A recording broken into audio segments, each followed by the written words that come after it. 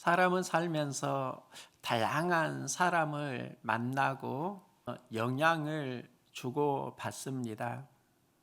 목회를 하면 동역자를 보내주세요. 이 기도가 상당히 절박하게 나오곤 하는데요. 그런데 나의 삶에 궁극적으로 영향력을 행한 사람은 누구일까? 이 질문을 하면서 제가 발견한 게 있습니다. 그에게는 어떤 터치 만남이 있었다는 겁니다. 영향을 주고받는 모든 만남은 크고 작은 터치 만남이 있습니다. 제 자녀를 키우는데요. 큰아들 준수가 고등학생이고 이때는 에너지가 많이 넘치는 시기입니다. 학생이면서 유혹이 많은 시기인데요. 아들 방에 2개의 책상이 있습니다. 하나는 공부하는 독서실 책상이고 다른 하나는 컴퓨터 책상입니다. 지난주에 식탁 위에 매운맛 떡볶이가 있어서 아들에게 떡볶이 먹을래? 물으려고 방문을 열었는데요. 그때 아들은 책상에서 공부를 하고 있었는데 옆에는 컴퓨터가 켜져 있었습니다. 이때 특별한 것은 컴퓨터 화면입니다.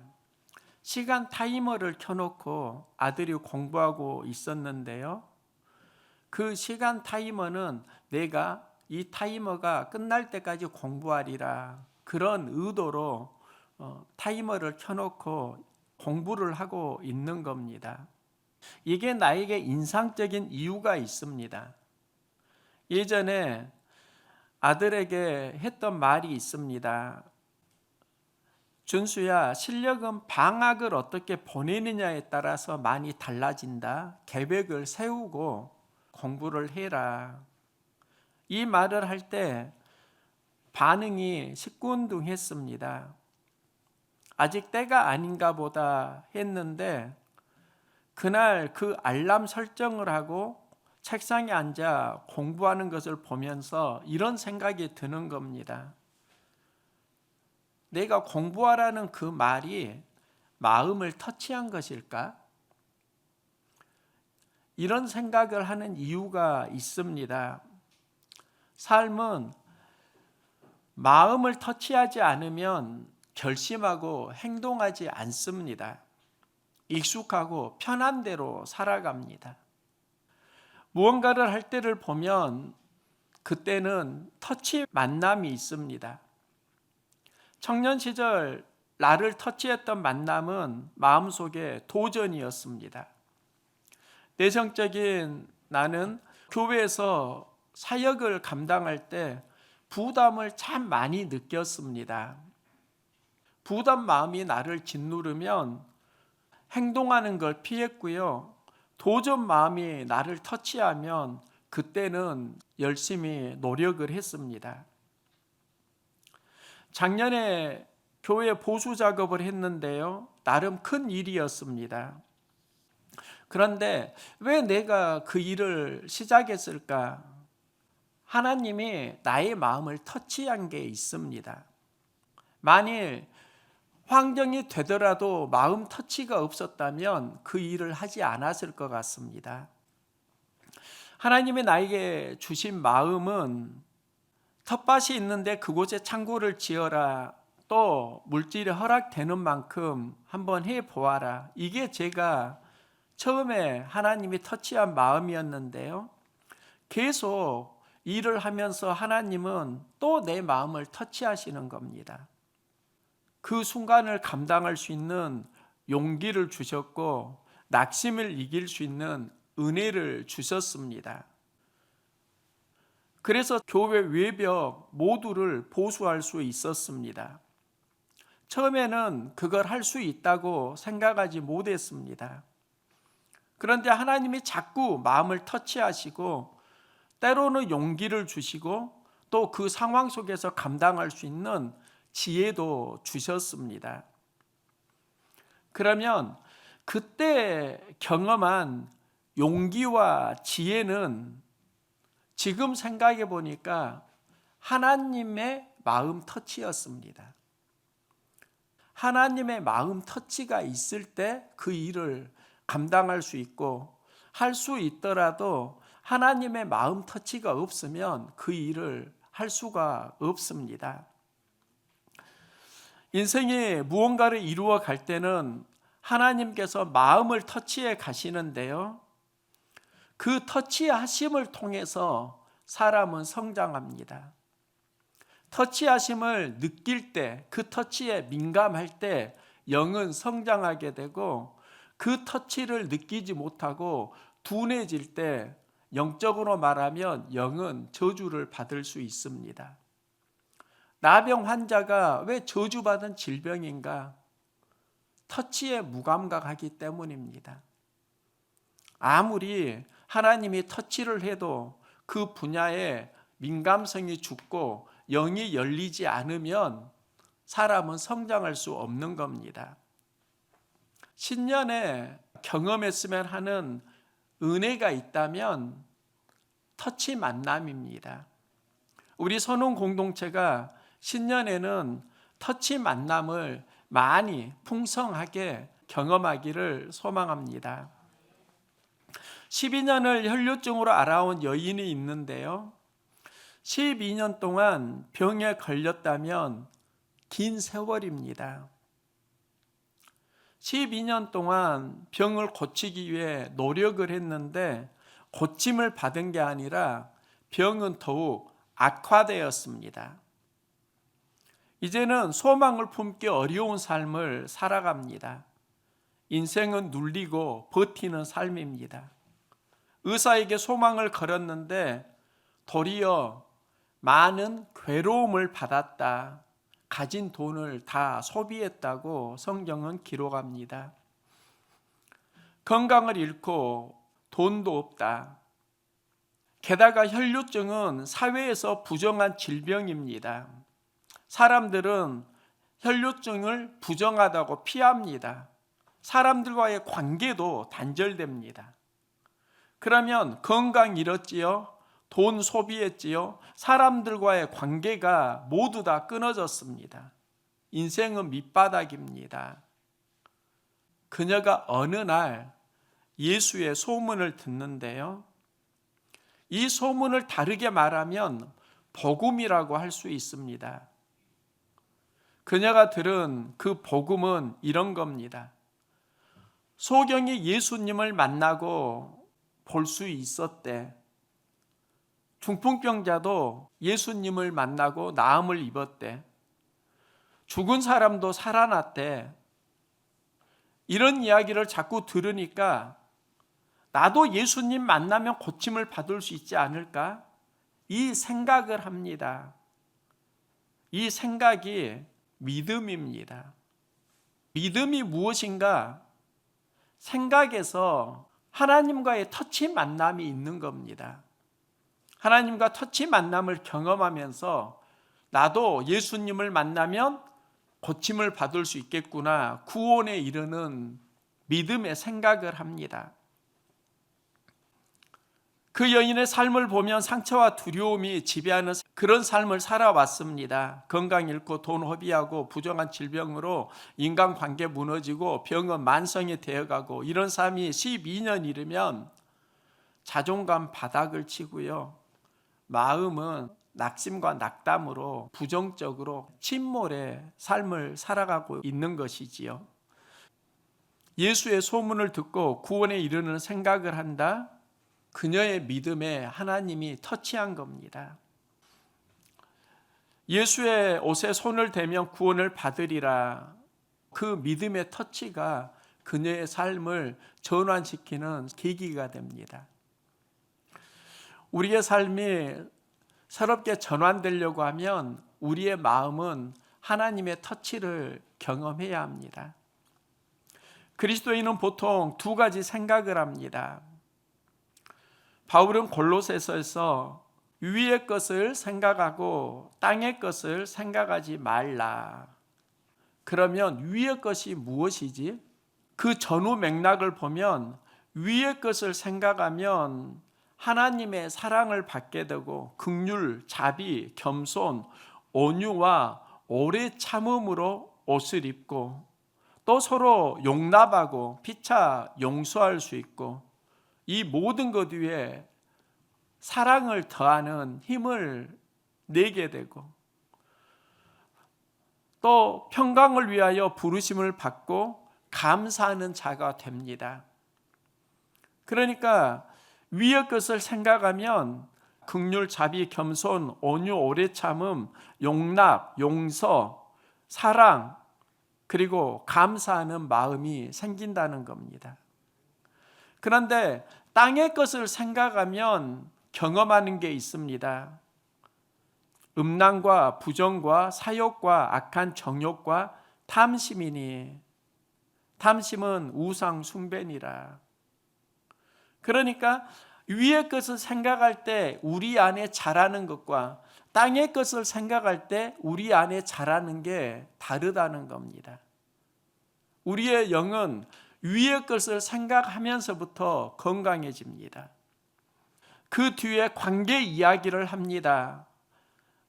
아내들아 남편에게 복종하라. 주 안에서 마땅하니라. 남편들아 아내를 사랑하고 괴롭게 하지 말라. 자녀들아 부모에게 순종하라. 아비들아 자녀를 노엽게 하지 말라. 종들아 성실한 마음으로 하라. 무슨 일을 하든지 마음을 다하여 주께 하듯 하고 사람에게 하듯 하지 말라. 관계에 대한 이야기를 바울은 하고 있습니다. 부부관계, 자녀 교육, 사회관계 위의 것을 생각하면 건강해지고 또 아래 것을 생각하면 그 모든 기대가 무너진다는 겁니다. 예수의 소문을 듣고 그녀가 했던 생각이 있습니다. 그녀는 자신의 병을 어떻게 고칠 것인가 전에는 의사만 생각했는데 이제 예수의 소문을 듣고 믿음 생각을 합니다. 예수를 만나면 고침을 받는다 이 생각을 합니다. 이 생각을 할 때 그녀는 용기를 얻습니다. 말씀을 따라가는 용기입니다. 그 당시 혈류증은 부정한 질병입니다. 사람들이 혈류증을 앓는 여인을 피했습니다. 그녀와 접촉하면 자신이 부정해지니까 그 부정한 여인을 피하는 겁니다. 혈류증을 앓는 여인도 사람이 있는 곳은 피해야 했습니다. 그녀가 예수님을 만나려고 할 때 많은 사람들이 모여 있는 곳으로 가야 했습니다. 그녀에게 용기가 필요했다는 겁니다. 예수님을 만나러 간다는 것은 말씀을 따라간다는 영적 의미도 있습니다. 예수님이 이 땅에 말씀으로 오셨고요. 말씀을 통해서 우리가 구주를 만납니다. 예수님을 만나러 간다는 것은 말씀 터치를 의미합니다. 말씀을 따라가는 그 용기, 그 믿음에서 자신의 문제를 하나하나 극복해 가는 겁니다. 제가 청년 시절 선교단체에서 제자 훈련을 받았는데요. 그날 성경 본문이 제자들의 발을 예수님이 씻기는 내용입니다. 성경 공부를 하면서 간사님이 지체들에게 예수님이 제자를 섬겨준 것처럼 여러분도 한 주간 누군가를 섬겨주세요. 이 과제를 주었는데요. 한 주간 나는 누구를 섬겨줄까 고민하고 그때 하나님께서 주시는 마음이 있습니다. 헌주야 어머니 발을 씻겨드려라. 하나님께서 나에게 주시는 마음입니다. 그래서 어머니 발을 씻어 드리기로 마음 먹었습니다. 그리고 여러 번 어머니 발을 씻겨 드렸습니다. 마음으로만. 몸은 그게 아니었습니다. 마음은 어머니 발을 씻겨 드렸는데 몸으로 그걸 하지 못했습니다. 왜 나는 어머니 발을 씻겨드리지 못했지? 제자 훈련을 하면서 그래도 숙제는 해야 됐기에 저는 우리 집 강아지 발을 씻겨주었습니다. 왜 하나님이 주시는 감동은 어머니 발을 씻겨드려야 했는데 내가 했던 것은 우리 집 강아지 발을 씻겨주는 것이었을까? 그건 용기 문제입니다. 어머니에게 평소 안 하던 일을 하려니까 부끄러운 겁니다. 강아지는 용기 내지 않아도 그냥 씻을 수 있었습니다. 용기 내는 것이 쉽지 않다는 걸 알았습니다. 용기 내는 만큼 일이 된다는 것도 알았습니다. 혈루증을 앓는 여인은 예수님을 만나면 구원받는다 이 생각을 했고요. 이게 믿음입니다. 이 믿음이 몸의 행동으로 살아갈 때는 용기와 연결됩니다. 예수님을 만나러 가는데 예수님 주위에는 많은 사람들이 있습니다. 예수님이 조용한 곳에 있으면, 단둘이 만날 수 있는 곳에 있으면 부담이 적은데 많은 사람들이 있는 곳에 예수님이 있습니다. 그 많은 사람들을 헤집고 예수님께 가려고 하면 또 이런 소리가 들려올 것 같습니다. 혈루증을 앓는 여인이 있다. 누군가 소리칠 것 같습니다. 그러면 그 당시 문화에서 돌에 맞아 죽을 수도 있었습니다. 그런 상황에서 군중을 헤집고 예수님을 향해 나아가서 예수님 옷자락에 손을 내민다? 이게 바로 용기 믿음입니다. 용기 마음이 하나님의 터치를 받을 수 있기를 소망합니다. 용기가 터치를 받을 때 삶은 또 성장한다고요. 여기서 혈류 근원이 마르는 것을 여인은 경험합니다. 예수님의 옷자락에 손을 대니까 혈류 근원이 마른 겁니다. 그녀가 이루고자 했던 그 믿음의 절정은 용기였고, 말씀이 터치할 때 용기는 장애를 이기는 힘이 되고 구원을 받습니다. 그런데 예수님은 그 여인이 생각하는 것 이상으로 무언가를 준비해 놓으셨습니다. 예수님이 누가 내 옷에 손을 대었느냐 물으십니다. 이 말이 그녀에게 상당히 두려운 말입니다. 이때 제자들이 말합니다. 무리가 애워싸 미는 것을 보시며 누가 내게 손을 대었느냐 물으시나이까? 누가 의도를 가지고 손을 댄 건 아닌 것 같습니다. 이런 말을 하는 겁니다. 제자들은 예수님 말씀을 이해하지를 못했습니다. 제자들의 말은 그 여인에게 위로와 희망을 주는 말일 수도 있습니다. 예수님 앞에 자신을 드러내는 게 참 두려운 일인데 제자들이 무리가 애워싸 미는 것을 누가 손을 대었다고 하시나이까? 이렇게 말하니까 그렇게 넘어가면 좋겠다는 생각을 그 여인이 하는 겁니다. 예수님이 제자들의 말을 듣고 아 그랬구나 이렇게 넘어갈 수도 있습니다. 그런데 이런 생각이 사실 우리들이 가진 지각력입니다. 제자들은 왜 무리가 미는 것을 예수님이 손을 대었다고 하십니까? 이런 말을 할까요?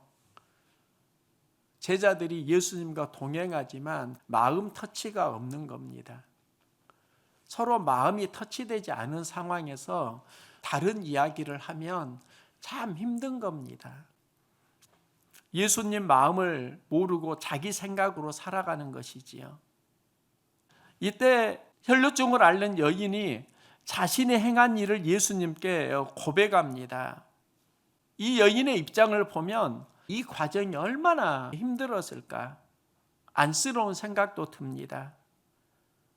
사람들 앞에 자신을 드러내는 게 두려운 삶을 12년을 살아왔는데 이제 자신을 드러내야 합니다. 예수님이 모른 척하고 그냥 지나가면 좋겠는데 그녀를 부르실 때 매정하시다, 이런 생각도 들 수 있습니다. 그런데 예수님은 그 여인에게 말씀하십니다. 예수께서 이르시되 딸아 내 믿음이 너를 구원하였으니 평안히 가라. 내 병에서 놓여 건강할지어다. 내 믿음이 너를 구원하였으니 평안히 가라. 내 병에서 놓여 건강할지어다. 그녀는 혈루증으로 관계가 무너졌었는데 관계를 회복하는 도와주는 말씀입니다. 부정한 질병으로 살아왔는데 이제 그녀가 고침을 받았다는 걸 그 수많은 무리 앞에서 예수님이 선포해 주십니다. 관계를 회복해 주십니다. 또 평안히 가라고 하십니다. 이 평안히 가라는 영혼 터치입니다. 그녀는 자신의 혈루증으로 그동안 영혼을 돌보지 못했습니다. 그 영혼을 예수님이 다시 터치하시고 평안히 가라고 하십니다. 지금 우리에게 필요한 게 무엇일까? 어려운 문제는 몸의 터치로 볼 수 있지만 예수님이 평안히 가라고 하시는 그 말씀은 우리의 영혼 터치라고 할 수 있습니다. 하나님의 터치는 영혼을 포함합니다. 이 시대 우리에게 필요한 게 영혼 터치입니다. 코로나 시대에 우리는 엄청난 충격을 경험하고 있습니다. 경제도 관계도. 그런데 이 시대에 우리가 엄청난 충격을 받는 건 영혼의 문제입니다. 미국은 전통적으로 기독교 스피릿을 가지고 세워졌고요. 대통령이 취임을 하면 성서에 손을 얹고 대통령 선서를 합니다. 이때 목사님이 대통령에게 축복 기도를 해 주는데요. 바이든 대통령이 취임을 할 때 목사님이 나라와 대통령직을 위해서 축복 기도를 해 주었습니다. 그런데 그 축복 기도의 마무리가 이렇게 끝나더라고요. 다양한 종교의 이름으로 기도합니다. 예수 이름으로 기도하는 게 아니라 다양한 종교의 이름으로 기도합니다. 지금 엄청난 영적 팬데믹을 겪고 있는 겁니다. 다양한 종교의 이름은 있는데 예수 이름이, 예수 마음이 사라지고 있는 게 이 시대의 영적 상황입니다. 예수님은 말씀합니다. 사람이 떡으로만 살 것이 아니요 하나님 말씀으로 살 것이니라. 떡의 인생이 있고 말씀의 인생이 있습니다. 세상은 떡의 인생만을 추구합니다. 떡은 육을 살리는 터치입니다. 말씀은 영혼을 살리는 터치입니다. 혈루증을 앓는 여인의 믿음은 육의 터치입니다. 예수의 옷자락에 만지면 내 병이 나으리라. 그래서 그녀가 가진 육의 터치를 합니다. 그런데 예수님은 그녀를 부르시고 내 믿음이 너를 구원하였으니 평안히 가라. 내 병에서 놓여 건강할지어다. 평안히 가라. 그녀의 영혼을 터치합니다. 그런데 이 평안은 근심 걱정이 없는 상황이 아니라 전쟁에서 누리는 마음입니다. 이스라엘은 전쟁을 해야 하는 상황이 되면 선지자를 찾아가서 하나님의 뜻을 묻습니다. 선지자는 기도하면서 하나님께서 이 전쟁을 허락하시는지 아닌지를 분별합니다. 하나님이 이 전쟁을 허락하셨다고 하면 이스라엘 백성은 전쟁을 합니다. 사람을 죽이지 않으면 내가 죽는 그 상황 속에서 이스라엘 백성은 적진을 향해 달려가면서 살롬을 외칩니다. 살롬이 평안입니다. 전쟁은 하나님께 속하였고 하나님이 이기게 하신다는 믿음으로 외치는 선포가 평안입니다. 예수님이 혈루증을 앓는 여인에게 평안히 가라고 하십니다. 이 말은 이제 내가 혈루병이 나았으니까 모든 게 다 회복된 것 같지? 그게 아니야. 영적 전쟁에서 승리해야지 돼. 이 선포를 하시는 겁니다. 우리 그리스도인이 경험해야 되는 말씀입니다. 혈루증을 앓는 여인은 밑바닥 인생을 살다가 예수에 대한 소문을 듣고 구원에 이르는 믿음을 가집니다. 우리에게 구원에 이르는 믿음이 필요합니다. 예수님과 터치 만남에서 그 구원에 이르는 믿음이 시작됩니다. 그녀는 예수님을 만나러 갑니다. 이 과정에 장애물이 있습니다. 이때 필요한 것이 용기 내는 믿음입니다. 용기 믿음으로 말씀을 따라가면서 그녀는 구원을 받습니다. 이제 내가 바라는 거 다 이루었다? 예수님은 그녀를 다시 부르시고 그녀의 영혼을 터치하십니다. 이것이 예수님의 영혼 터치입니다. 두 번째 터치입니다. 예수님의 옷자락을 만지는 것은 육의 터치라고 하면 평안히 가라고 하시는 건 예수님의 영혼 터치입니다. 여기에서 영육 간의 강건함을 회복합니다. 2023년도 신년인데요. 새해 복 많이 받으시기 바랍니다. 이 복이 어디에서 오는가? 하나님이 나의 마음을 터치하실 때 하나님의 복이 우리에게 임합니다. 세상 터치에서 신음하고 있다고 하면 이제는 하나님의 터치에서 이기고 승리하는 신앙생활을 함께 살아가길 소망합니다. God bless you. 하나님의 그 축복하심이 터치 만남에서 누려갈 수 있기를 소망합니다.